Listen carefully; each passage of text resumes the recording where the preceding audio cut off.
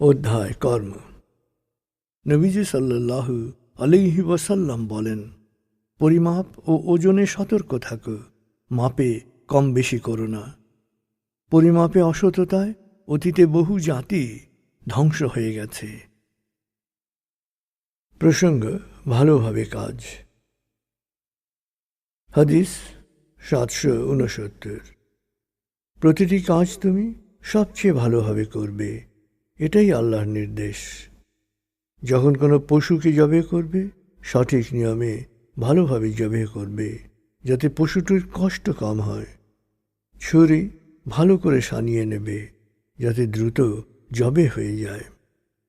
বর্ণনাকারী শাদ্দাদ ইবনে আওস রাদিয়াল্লাহু আনহু। গ্রন্থনা মুসলিম, তিরমিজি। হাদিস 770। গুরুত্বপূর্ণ যে কোনো কাজ আল্লাহর প্রশংসা করে শুরু না করলে কাজে অবশ্যই ত্রুটি থেকে যাবে। বর্ণনাকারী আবু হুরায়রা রাদিয়াল্লাহু আনহু। গ্রন্থনা আবু দাউদ।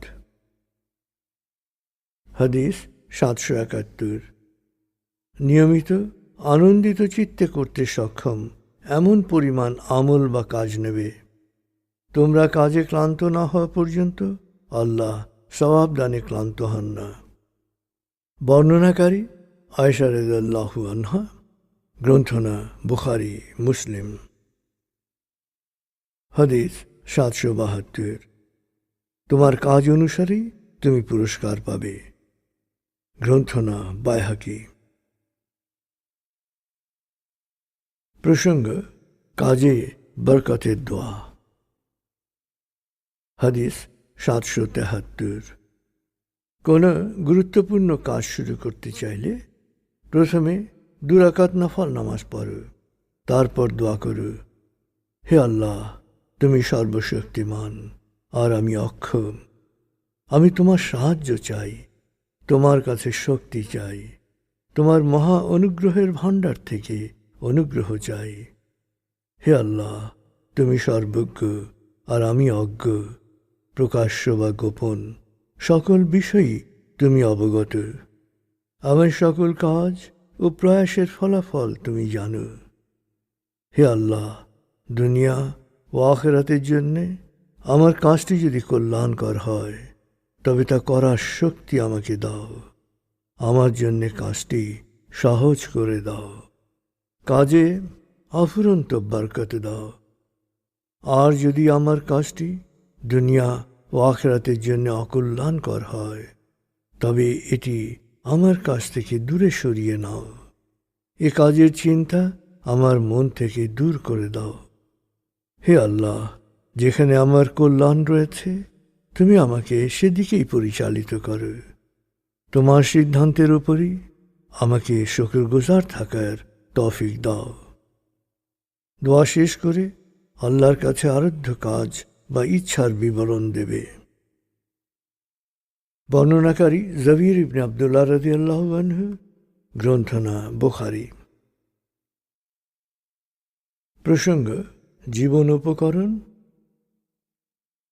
হাদিস 774।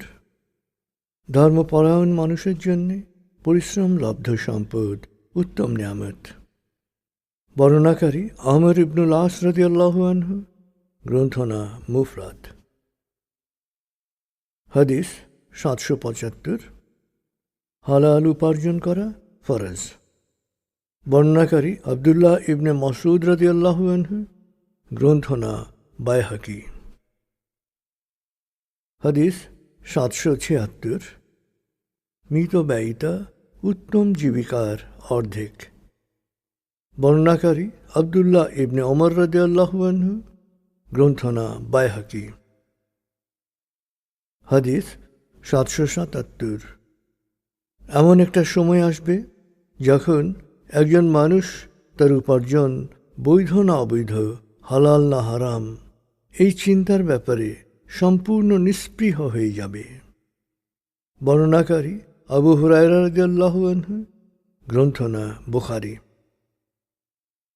হাদিস 778। পাপে লিপ্ত হলে মানুষ অনেক জীবনোপকরণ থেকে বঞ্চিত হয়।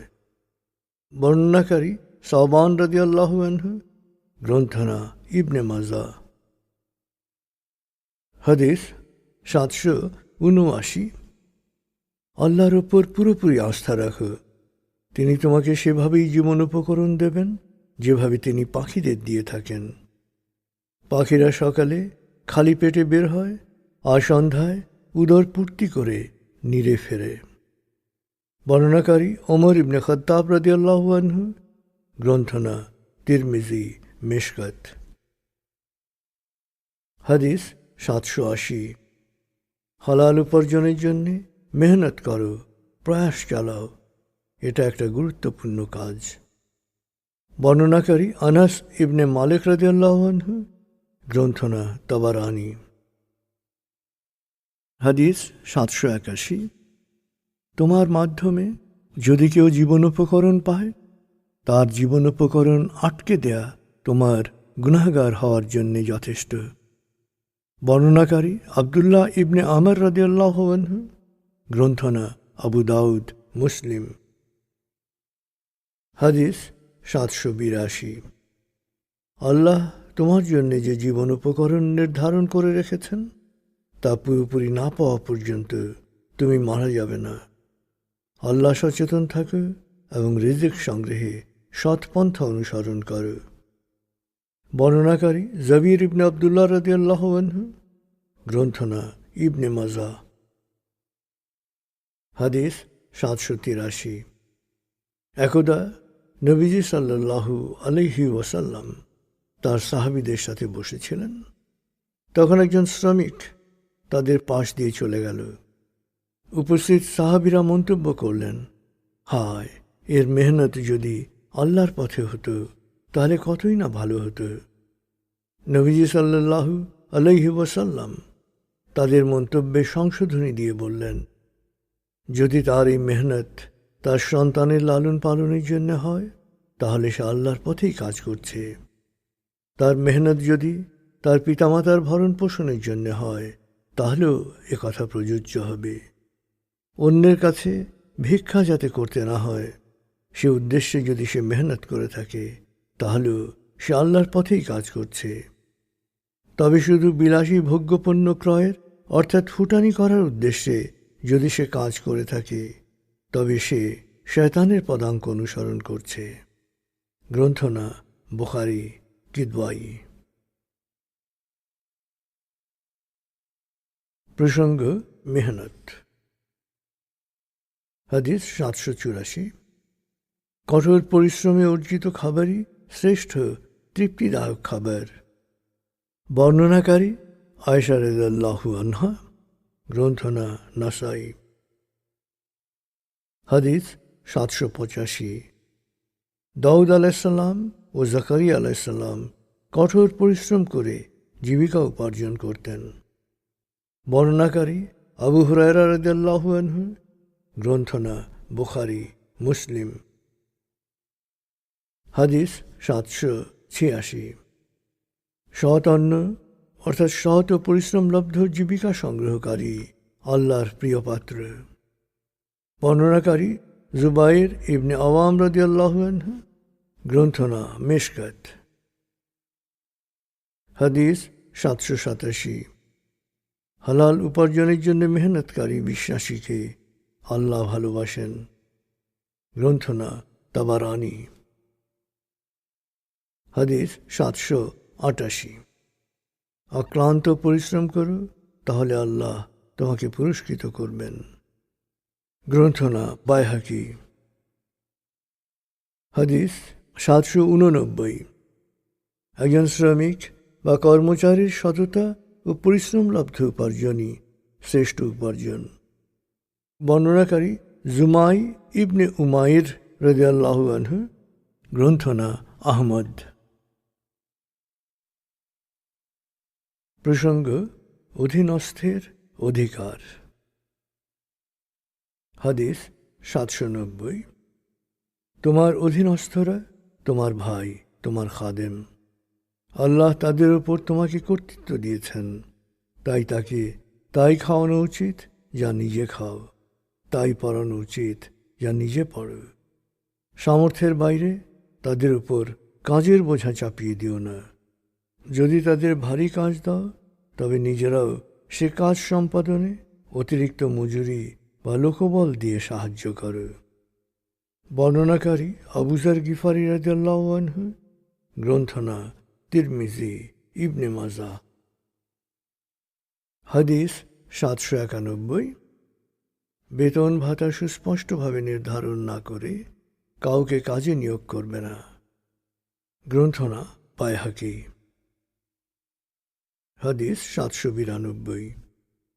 যখন তোমার কোনো খাদেম তোমার জন্য খাবার নিয়ে আসে, তখন তুমি যদি তাকে তোমার সাথে খেতে বসতে নাও বলো, তবু তোমার খাবার থেকে একটা অংশ তাকে দাও, কারণ সে পরিশ্রম করে এ খাবার তোমার জন্য তৈরি করে এনেছে।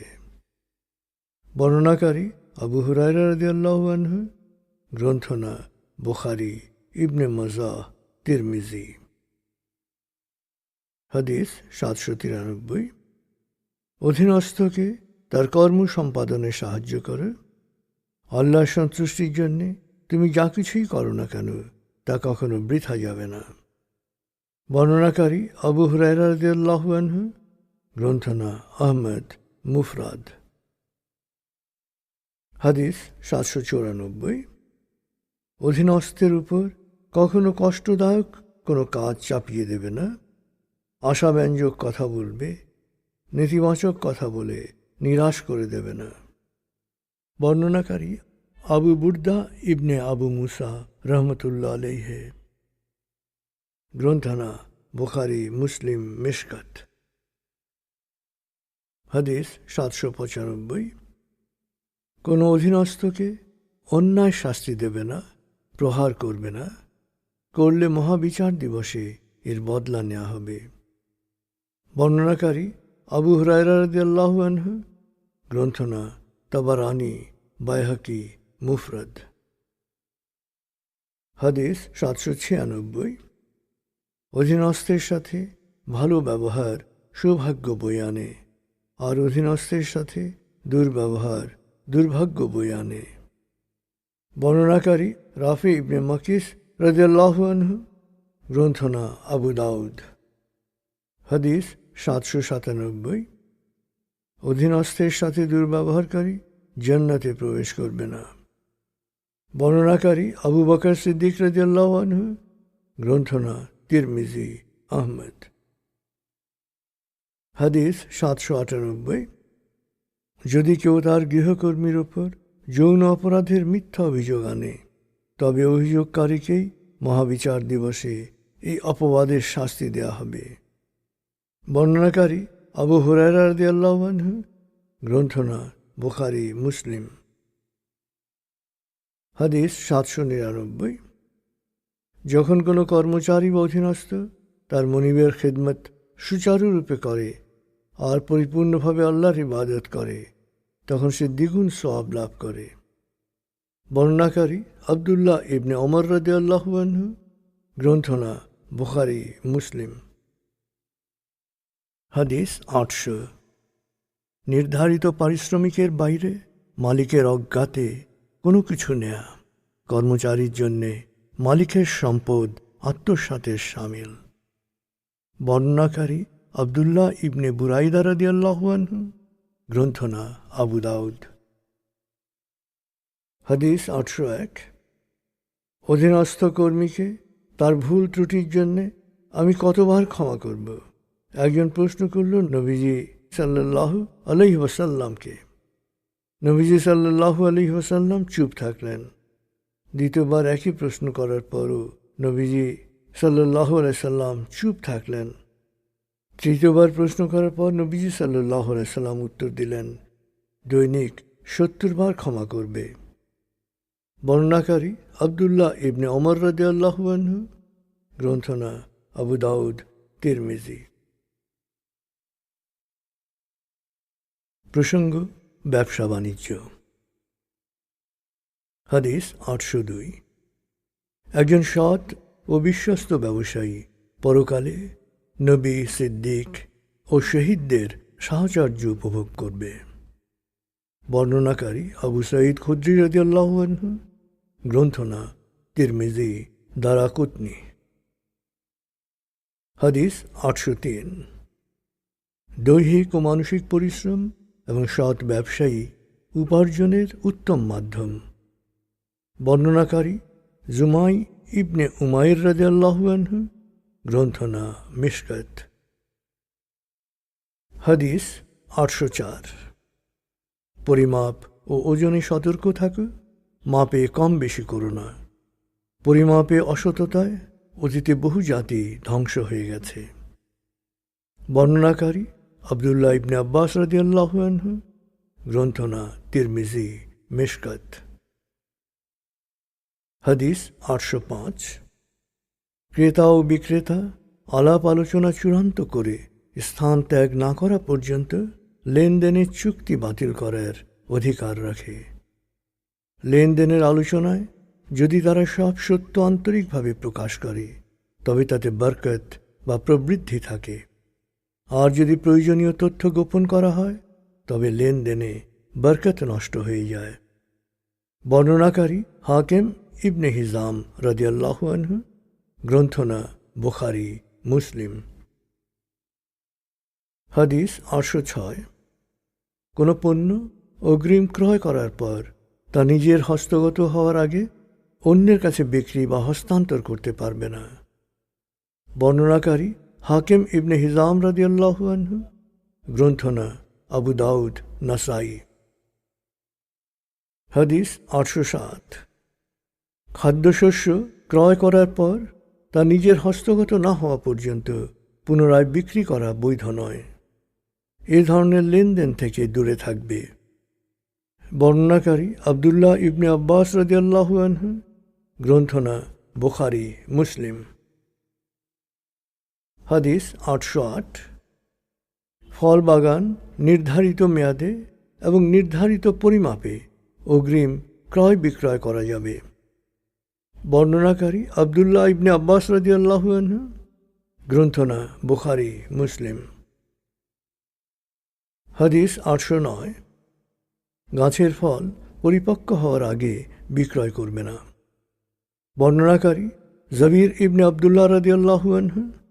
গ্রন্থনা বুখারী, মুসলিম।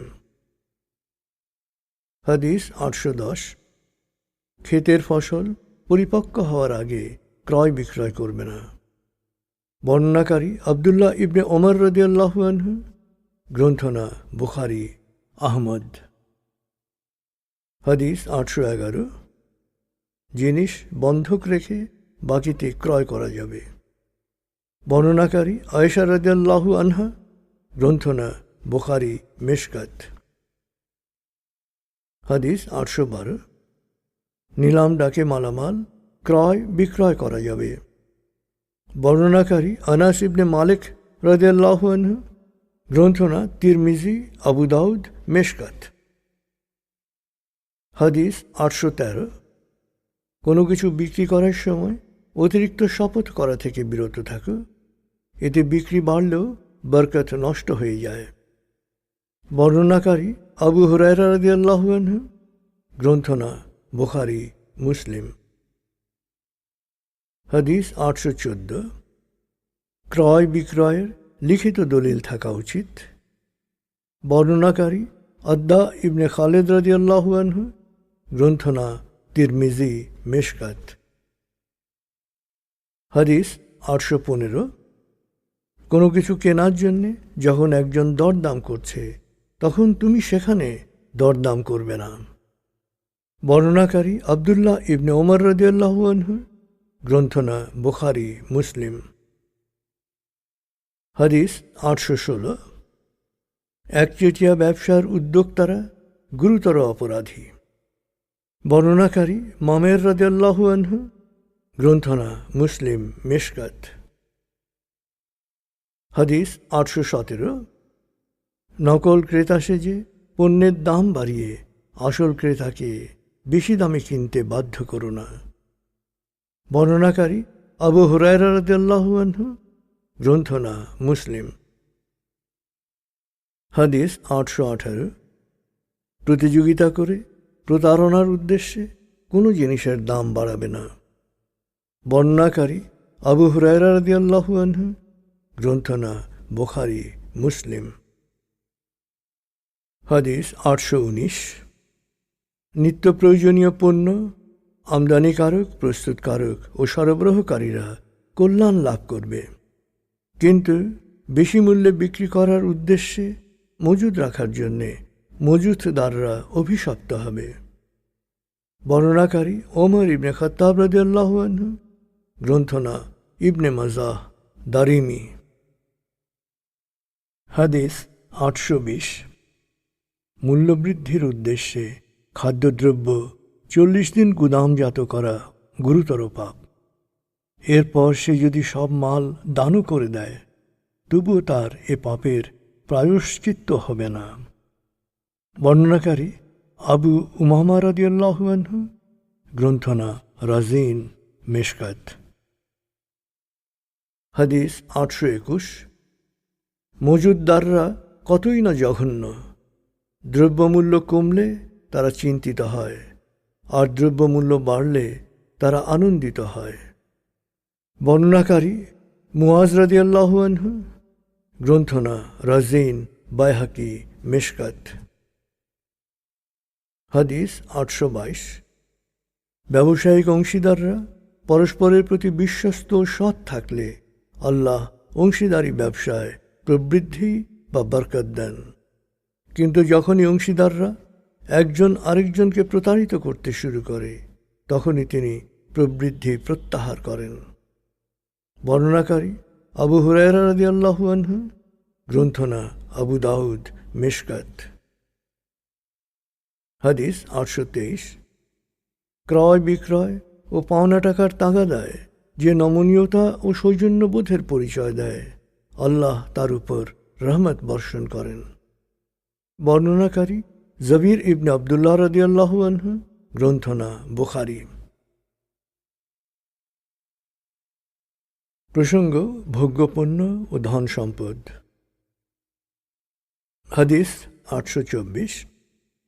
অনেক ধন সম্পত্তি থাকলেই ধনী হওয়া যায় না।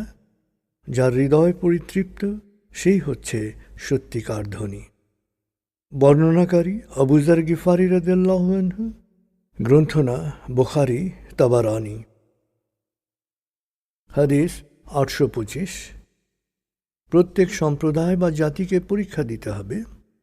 আমার উম্মাহর পরীক্ষা নেওয়া হবে ধন সম্পদ দিয়ে। বর্ণনাকারী কাব ইবনে আয়াজ রাদিয়াল্লাহু আনহু, গ্রন্থনা তিরমিজি। হাদিস 826। ভোগ্যপণ্যের প্রতি আসক্তি সকল পাপের মূল। বর্ণনাকারী হাসান বসরি রহমতুল্লাহ আলাইহি, গ্রন্থনা বাইহাকি। হাদিস 827। অর্থবিত্তের পেছনে ছুটলে তোমরা দুনিয়ার মোহে অন্ধ হয়ে যাবে। বর্ণনাকারী আবদুল্লাহ ইবনে মাসউদ রাদিয়াল্লাহু আনহু, গ্রন্থনা তিরমিজি। হাদিস 828। দুনিয়ায় যে খ্যাতির পেছনে ছুটবে, মহাবিচার দিবসে আল্লাহ তাকে অসম্মানিত করবেন। গ্রন্থনা আবু দাউদ, মেশকাত। হাদিস 829। বিলাসী জীবন এড়িয়ে চলো। আল্লাহর প্রিয় বান্দারা কখনো বিলাসী জীবন যাপন করে না। বর্ণনাকারী মুআজ ইবনে জাবাল রাদিয়াল্লাহু আনহু, গ্রন্থনা আহমদ। হাদিস 830। পা না ভিজিয়ে যেমন পানির ওপর দিয়ে হাঁটা যায় না, একইভাবে বিলাসী পণ্যের প্রেমিকেরা পাপাচার থেকে নিজেকে বাঁচাতে পারে না। বর্ণনাকারী আনাস ইবনে মালিক রাদিয়াল্লাহু আনহু, গ্রন্থনা বাইহাকি, মেশকাত। হাদিস 831। নিঃসন্দেহে বিলাসী ভোগ্যপণ্য ও জাঁকজমকপূর্ণ সাজসজ্জা বর্জন করা বিশ্বাসের প্রকাশ্য নিদর্শন। অর্থাৎ বিশ্বাসীর জীবন হবে সহজ সরল অনাড়ম্বর জীবন।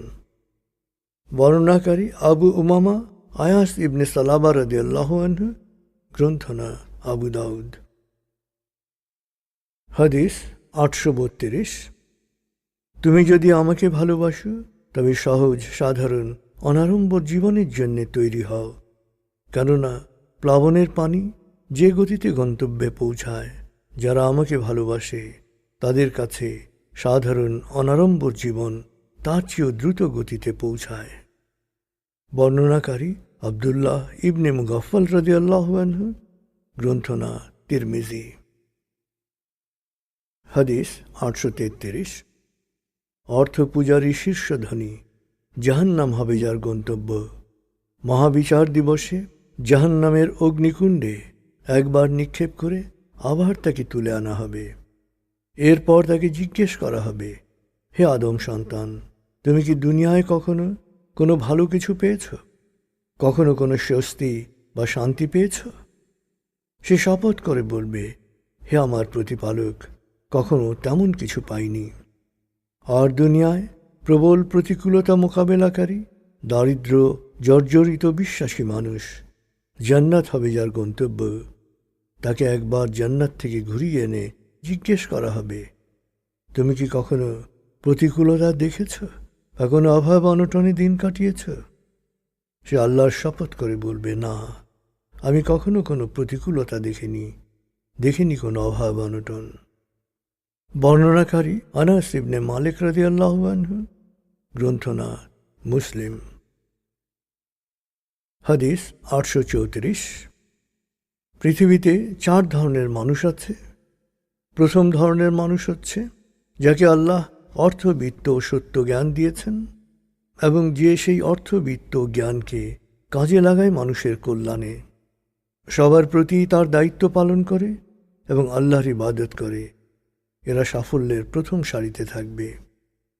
দ্বিতীয় ধরনের মানুষ হচ্ছে যাকে আল্লাহ সত্য জ্ঞান দিয়েছেন কিন্তু অর্থবিত্ত দেননি, কিন্তু সে বলে, যদি আমার অর্থবিত্ত থাকত তবে আমিও প্রথম জনের মতো এই কাজ করতাম। এই 2 ধরনের মানুষের পুরস্কার সমান। তৃতীয় ধরনের মানুষ হচ্ছে যাকে অর্থবিত্ত দেয়া হয়েছে কিন্তু সত্য জ্ঞানের অধিকারী করা হয়নি।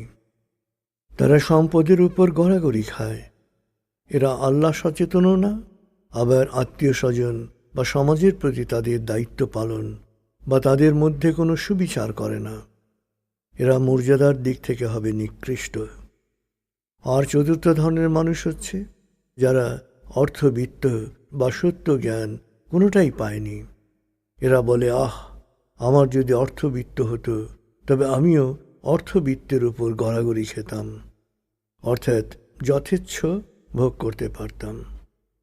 সেও তার অভিপ্রায় অনুসারে তৃতীয় ধরনের মানুষের মতো নিকৃষ্ট শ্রেণীভুক্ত হবে। বর্ণনাকারী আবু কাবশা রাদিয়াল্লাহু আনহু, গ্রন্থনা তিরমিজি। প্রসঙ্গ, জায়গা জমি বাড়িঘর। হাদিস 835। দুনিয়াতে একজন মানুষের সৌভাগ্যের অংশ হচ্ছে একটা প্রশস্ত ঘর, সুপ্রতিবেশী, যাতায়াতের জন্য প্রয়োজনীয় ভালো বাহন। বর্ণনাকারী নাফি ইবনে আব্দুল হারিস রাদিয়াল্লাহু আনহু, গ্রন্থনা মুফরাদ বুখারী। হাদিস 836। কারো জমির পাশে যদি কোনো প্রতিবেশী বা অংশীদারের জমি থাকে তবে সে যেন তাদেরকে না জানিয়ে জমি বিক্রি না করে, অর্থাৎ কেনার ক্ষেত্রে প্রতিবেশীদের অগ্রাধিকার রয়েছে। বর্ণনাকারী আবদুল্লাহ ইবনে আব্বাস রাদিয়াল্লাহু আনহু, গ্রন্থনা ইবনে মাজা আহমদ। হাদিস 837। বাড়ি বা জমি ক্রয়ের উদ্দেশ্য ছাড়া নিজের বাড়ি বা জমি বিক্রি করলে তাতে কোনো বরকত না হওয়াই স্বাভাবিক। বর্ণনাকারী সাঈদ ইবনে হুরাইস রাদিয়াল্লাহু আনহু, গ্রন্থনা ইবনে মাজা দারিমি। হাদিস 838। বাড়ির সামনে কমপক্ষে 7 হাত রাস্তা রাখবে। বর্ণনাকারী আবু হুরায়রা রাদিয়াল্লাহু আনহু, গ্রন্থনা বুখারী মুসলিম। হাদিস 839। প্রয়োজনীয় সকল ব্যয় আল্লাহর পথে হয়, অর্থাৎ প্রয়োজনীয় সমস্ত ব্যয়ের জন্যে নেকি পাবে। তবে বিলাসবহুল ভবন নির্মাণের বিষয়টি আলাদা, এতে কোনো কল্যাণ নেই। বর্ণনাকারী আনাস ইবনে মালিক রাদিয়াল্লাহু আনহু, গ্রন্থনা তিরমিজি। হাদিস 840। কারো সম্পদের উপর যদি আল্লাহর রহমত না থাকে তাহলে সে এই অর্থ ব্যয় করবে বিলাসী ভবন নির্মাণে। বর্ণনাকারী আলী ইবনে আবু তালিব রাদিয়াল্লাহু আনহু, গ্রন্থনা বাইহাকি মিশকাত। হাদিস 841। একজন বিশ্বাসী তার সব ব্যয়ের জন্য পরকালে পুরস্কৃত হবে, তবে ভবন নির্মাণের জন্য সে যা ব্যয় করবে তার কোনো পুরস্কার পরকালে পাবে না। বর্ণনাকারী খাব্বাব ইবনে আরাত রাদিয়াল্লাহু আনহু, গ্রন্থনা বুখারী। হাদিস 842। প্রতিটি বিলাসবহুল ভবন তার মালিকের জন্যে দুর্ভাগ্য বয়ে আনে। বর্ণনাকারী আনাস ইবনে মালিক রাদিয়াল্লাহু আনহু, গ্রন্থনা আবু দাউদ মিশকাত। প্রসঙ্গ ওসিয়ত। হাদিস 843। ওসিয়ত করার মতো কোনো সম্পদ থাকলে ওসিয়ত না লিখে দুরাত কাটানো উচিত নয়। বর্ণনাকারী আবদুল্লাহ ইবনে ওমর রাদিয়াল্লাহু আনহু, গ্রন্থনা বুখারী মুসলিম। হাদিস 844। একজন মানুষ সারা জীবন ইবাদত বন্দেগীর মধ্যে কাটিয়েও অন্যায় ওসিয়তের মাধ্যমে উত্তরাধিকারীদেরকে তাদের প্রাপ্য থেকে বঞ্চিত করার কারণে জাহান্নামে নিক্ষিপ্ত হতে পারে। বর্ণনাকারী আবু হুরায়রা রাদিয়াল্লাহু আনহু, গ্রন্থনা ইবনে মাজাহ তিরমিজি। হাদিস 845। যে ওসিয়ত করার পর মারা গেল তার মৃত্যু হবে সৎকর্মশীল বিশ্বাসীর মৃত্যু, তার পাপ মোচন করা হবে। উল্লেখ্য, সম্পত্তির 1/3 সেবামূলক কাজে দান করা যাবে, ওসিয়ত করা যাবে। বর্ণনাকারী জবির ইবনে আবদুল্লাহ রাদিয়াল্লাহু আনহু, গ্রন্থনা ইবনে মাজাহ মিশকাত। প্রসঙ্গ ঋণ। হাদিস 846। হে আল্লাহ, আমি তোমার কাছে আশ্রয় চাই ঋণ ও কুফরি থেকে। বর্ণনাকারী আবু সাঈদ খুদরি রাদিয়াল্লাহু আনহু, গ্রন্থনা নাসাই। হাদিস 847। হে আল্লাহ, আমি তোমার কাছে সকল পাপ ও ঋণ থেকে আশ্রয় প্রার্থনা করছি। নবীজি সাল্লাল্লাহু আলাইহি ওয়াসাল্লাম প্রায় এই দোয়া করতেন। একজন জিজ্ঞেস করলেন, হে আল্লাহর রাসূল, আপনি কেন প্রায় ঋণ থেকে রক্ষা পাওয়ার জন্যে আল্লাহর আশ্রয় চান? তিনি জবাবে বললেন, ঋণগ্রস্ত হলে একজন মানুষ কথা বললে মিথ্যা বলে, ওয়াদা করলে তা ভঙ্গ করে। বর্ণনাকারী আয়েশা রাদিয়াল্লাহু আনহা, গ্রন্থনা বুখারী। হাদিস 848। ঋণ সম্পর্কে সাবধান। মহাবিচার দিবসে প্রত্যেকের ঋণই শোধ করতে হবে। বর্ণনাকারী আবু হুরায়রা রাদিয়াল্লাহু আনহু, গ্রন্থনা মুসলিম। হাদিস 849। ঋণ ভালোভাবে পরিশোধ করো। যে ভালোভাবে ঋণ পরিশোধ করে সেই তোমাদের মধ্যে উত্তম। বর্ণনাকারী আবু হুরায়রা রাদিয়াল্লাহু আনহু, গ্রন্থনা বুখারী মুসলিম। হাদিস 850। আল্লাহর পথে শহীদ হলেও ঋণ মাফ করা হবে না, এর শাস্তি ভোগ করতে হবে। বর্ণনাকারী আবু কাতাদা হারিস ইবনে রিবি রাদিয়াল্লাহু আনহু, গ্রন্থনা মুসলিম। হাদিস 851। অপরিশোধিত ঋণ ছাড়া শহীদের সকল গুনাহ আল্লাহ মাফ করে দেবেন। বর্ণনাকারী আবদুল্লাহ ইবনে আমর রাদিয়াল্লাহু আনহু, গ্রন্থনা মুসলিম। হাদিস 852। এমনকি কারো কাছ থেকে যদি সুই সুতো ধার নাও তবে তা তাকে ফেরত দেবে, তা না হলে আমানতের খেয়ানতকারী হিসেবে মহাবিচার দিবসে তুমি অসম্মানিত হবে। বর্ণনাকারী আদি ইবনে উমাইরা রাদিয়াল্লাহু আনহু, গ্রন্থনা আবু দাউদ। হাদিস 853। টাকা থাকা সত্ত্বেও ঋণ পরিশোধে টালবাহানা করবে না, এটা অন্যায়। আর কারো ঋণ পরিশোধের দায়িত্ব যদি কোনো সক্ষম ব্যক্তি গ্রহণ করে তবে তা মেনে নেবে। বর্ণনাকারী আবু হুরাইরা রাদিয়াল্লাহু আনহু, গ্রন্থনা বুখারী মুসলিম। হাদিস 854। পরিশোধ না করার নিয়ত করে যদি কেউ ঋণ নেয় তবে সে সাব্যস্ত হবে একজন চোর হিসেবে। বর্ণনাকারী আবু হুরায়রা রাদিয়াল্লাহু আনহু, গ্রন্থনা ইবনে মাজাহ। হাদিস 855। শোধ করার আন্তরিক ইচ্ছা নিয়ে টাকা ধার করার পর সে যদি তা পরিশোধ করতে অক্ষম হয় তবে আল্লাহ যে কোনো উপায়ে ঋণ পরিশোধের পথ করে দেবেন।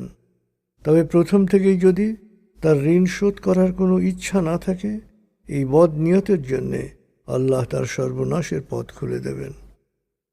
বর্ণনাকারী আবু হুরায়রা রাদিয়াল্লাহু আনহু, গ্রন্থনা বুখারী। হাদিস 856। ঋণ শোধ না হওয়া পর্যন্ত একজন বিশ্বাসীর আত্মা জান্নাতে প্রবেশ করতে পারবে না, প্রবেশ পথে আটকে থাকবে। বর্ণনাকারী আবু হুরায়রা রাদিয়াল্লাহু আনহু, গ্রন্থনা তিরমিজি। হাদিস 857। মহাবিচার দিবসের কঠিন অবস্থা থেকে যে আল্লাহর সুরক্ষা চায় সে যেন ঋণ পরিশোধে অক্ষম মানুষের ঋণ মওকুফ করে দেয় বা পরিশোধ করার মেয়াদ বাড়িয়ে দেয়। বর্ণনাকারী আবু কাতাদা রাদিয়াল্লাহু আনহু, গ্রন্থনা মুসলিম। হাদিস 858।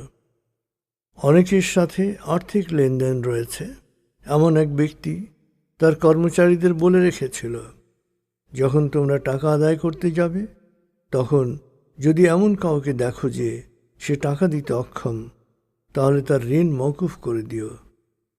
এই ওসিলায় হয়তো মহাবিচার দিবসে আল্লাহ আমাদের ক্ষমা করে দেবেন। মৃত্যুর পর যখন আল্লাহর সাথে তার সাক্ষাৎ হলো, আল্লাহ তার সকল গুনাহ মাফ করে দিলেন। বর্ণনাকারী আবু হুরায়রা রাদিয়াল্লাহু আনহু, গ্রন্থনা বুখারী মুসলিম। হাদিস 859। দুর্দশাগ্রস্ত ঋণ গ্রহীতার ঋণ পরিশোধের মেয়াদ বাড়িয়ে দিলে বা ঋণ মওকুফ করে দিলে আল্লাহ মহাবিচার দিবসে তার আরশের ছায়ায় তাকে আশ্রয় দান করবেন। বর্ণনাকারী উসমান ইবনে আফফান রাদিয়াল্লাহু আনহু, আবু কাতাদা রাদিয়াল্লাহু আনহু, আবু হুরায়রা রাদিয়াল্লাহু আনহু, গ্রন্থনা তিরমিজি আহমদ। প্রসঙ্গ সুদ। হাদিস 860। সুদ এক জঘন্য পাপাচার। এর 70টি স্তর রয়েছে। সবচেয়ে ক্ষুদ্র স্তর হচ্ছে নিজের মায়ের সাথে ব্যভিচার করার সমান পাপ। বর্ণনাকারী আবু হুরায়রা রাদিয়াল্লাহু আনহু, গ্রন্থনা ইবনে মাজাহ। হাদিস 861। সুদখোর, সুদদাতা, সুদের সাক্ষী, সুদের হিসাব রক্ষক সবার উপরই আল্লাহর লানত অভিসম্পাত।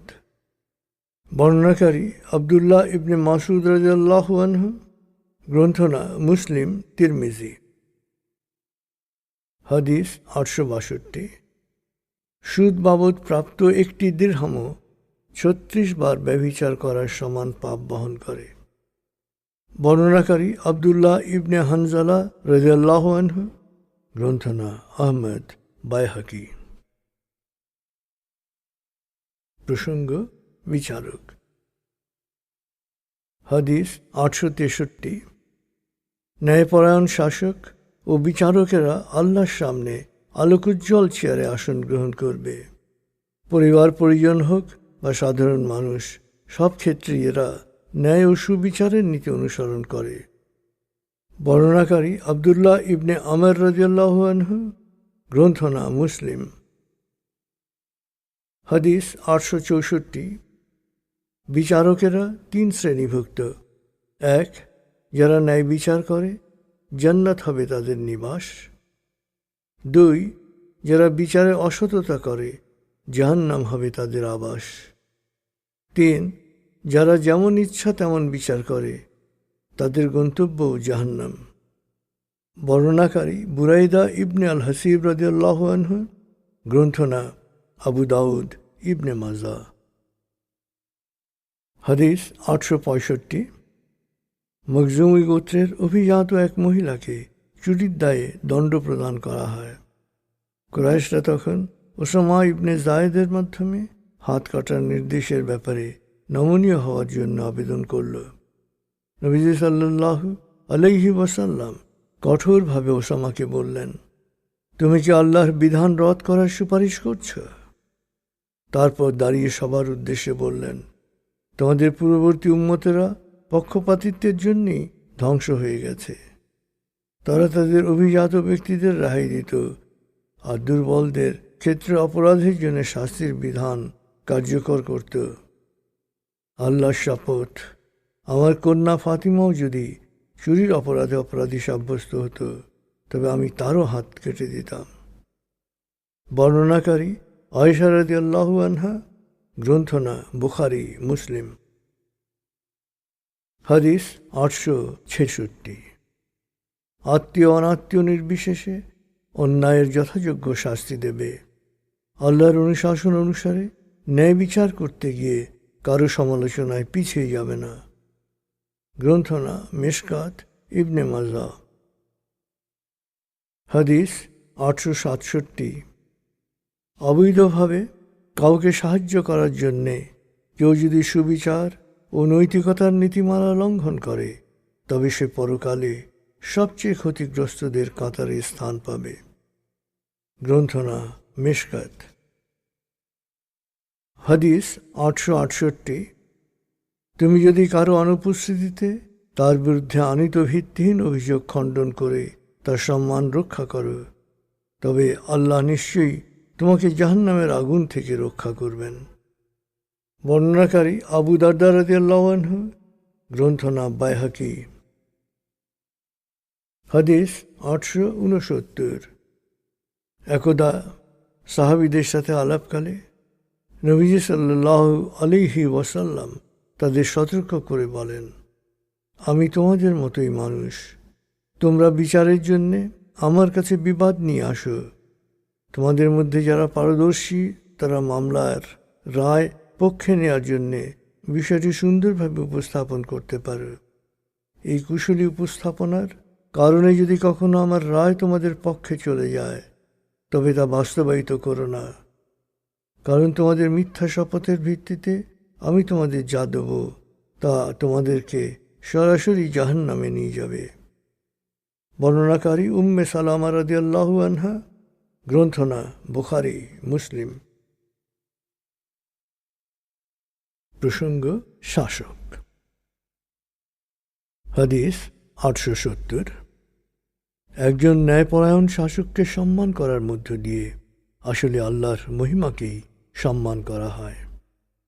বর্ণনাকারী আবু মুসা আশারী রাদিয়াল্লাহু আনহু, গ্রন্থনা আবু দাউদ। হাদিস 871। তোমাদের মধ্যে ভালো নেতা ও শাসক হবে তারা, যাদের তোমরা ভালোবাসবে, যারা তোমাদের ভালোবাসবে। তোমরাও তাদের জন্য দোয়া করবে, তারাও তোমাদের জন্য দোয়া করবে। আর নিকৃষ্ট নেতা ও শাসক হবে তারা, যাদের তোমরা ঘৃণা করবে, যারা তোমাদের ঘৃণা করবে, যারা তোমাদের অভিশাপ দেবে এবং তোমরাও যাদের অভিশাপ দেবে। বর্ণনাকারী আউফ ইবনে মালিক রাদিয়াল্লাহু আনহু, গ্রন্থনা মুসলিম। হাদিস 872। শাসন ক্ষমতা গ্রহণে যাদের অনীহা ছিল, তাদেরকেই তোমরা শাসন কার্যে উত্তম মানুষরূপে পাবে। বর্ণনাকারী আবু হুরায়রা রাদিয়াল্লাহু আনহু, গ্রন্থনা বুখারী মুসলিম। হাদিস 873। শাসন ক্ষমতা ও নেতৃত্বের জন্যে প্রার্থী হও না, কারণ প্রার্থী না হয়ে নেতৃত্ব পেলে তুমি দায়িত্ব সম্পাদনে আল্লাহর সাহায্য ও সহযোগিতা পাবে, আর প্রার্থী হয়ে নেতৃত্ব পেলে যাবতীয় দায় দায়িত্বের বোঝা তোমার উপরই অর্পিত হবে। বর্ণনাকারী আব্দুর রহমান ইবনে সামুরা রাদিয়াল্লাহু আনহু, গ্রন্থনা বুখারী মুসলিম। হাদিস 874। জনগণ তাদের জন্য যে উপযুক্ত তেমন শাসকই পাবে। বর্ণনাকারী আবু ইসহাক রাদিয়াল্লাহু আনহু, গ্রন্থনা বাইহাকি মিশকাত। হাদিস 875। নিকৃষ্ট শাসক হচ্ছে সে যে সাধারণের উপর অত্যাচার চালায়। সাবধান, তোমরা কেউ অত্যাচারীর অংশী হও না। বর্ণনাকারী হাসান বসরি রহমতুল্লাহ আলাইহি, গ্রন্থনা মুসলিম। হাদিস 876। কোনো শাসক যদি জনসাধারণের সাথে বিশ্বাসভঙ্গ করে বা জনসাধারণের মঙ্গলে করণীয় কর্তব্যে অবহেলা করে, তবে সে কখনো জান্নাতে প্রবেশ করতে পারবে না। বর্ণনাকারী মাকিল ইবনে ইয়াসর রাদিয়াল্লাহু আনহু, গ্রন্থনা বুখারী মুসলিম। হাদিস 877। ওয়াদা ভঙ্গের নামই বিশ্বাসঘাতকতা। মহাবিচার দিবসে প্রত্যেক বিশ্বাসঘাতককেই বিশেষ পতাকা দেয়া হবে। বিশ্বাসঘাতকতার মাত্রা অনুসারে পতাকা বড় বা ছোট হবে। আর জাতির প্রতি দেয়া ওয়াদা লঙ্ঘন করলে রাষ্ট্রপ্রধান হবে সবচেয়ে বড় বিশ্বাসঘাতক। বর্ণনাকারী আবদুল্লাহ ইবনে মাসউদ রাদিয়াল্লাহু আনহু, আবদুল্লাহ ইবনে ওমর রাদিয়াল্লাহু আনহু, আনাস ইবনে মালিক রাদিয়াল্লাহু আনহু, আবু সাঈদ খুদরি রাদিয়াল্লাহু আনহু, গ্রন্থনা বুখারী মুসলিম। হাদিস 878। আল্লাহ স্বৈরশাসককে সময় দেন, কিন্তু পাপের ঘট পূর্ণ হওয়ার পর যখন তাকে পাকড়াও করেন তখন আর তাকে রেহাই দেন না। বর্ণনাকারী আবু মুসা আশআরী রাদিয়াল্লাহু আনহু, গ্রন্থনা বুখারী মুসলিম। হাদিস 879। আল্লাহ যদি কাউকে ক্ষমতা ও কর্তৃত্ব প্রদান করেন আর সে যদি জনসাধারণের অভাব অভিযোগ দূরীকরণে এবং দারিদ্র্য বিমোচনে যথাযথ পদক্ষেপ গ্রহণ না করে, তবে মহাবিচার দিবসে আল্লাহ তার কল্যাণার্থে কোনো পদক্ষেপ নেবেন না। বর্ণনাকারী আবু মরিয়ম আজদি রাদিয়াল্লাহু আনহু, গ্রন্থনা আবু দাউদ তিরমিজি।